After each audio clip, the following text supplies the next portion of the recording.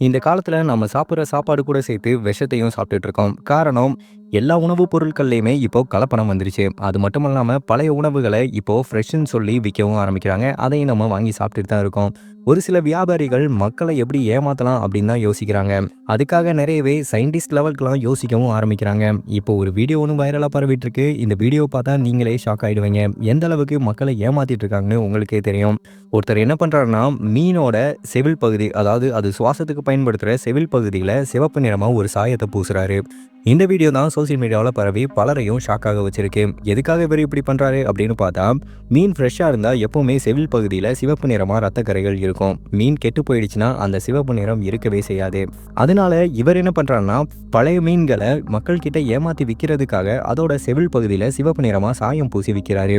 யாரா இருந்தாலும் செவில் பகுதியை பார்த்து தான் மீன் ஃப்ரெஷ்ஷா இருக்கா கெட்டு போயிடுச்சான்னு பார்ப்பாங்க. அந்த வகையில மக்களை ஏமாத்துறதுக்கு இவர் ஒரு புது வழியை ஃபாலோ பண்றாரு. இந்த மாதிரி நிறைய வியாபாரிகள் மனசாட்சியே இல்லாம மோசமான விஷயங்களை பண்ணிட்டு இருக்காங்க. மக்களும் ஏமாந்துகிட்டு தான் இருக்காங்க.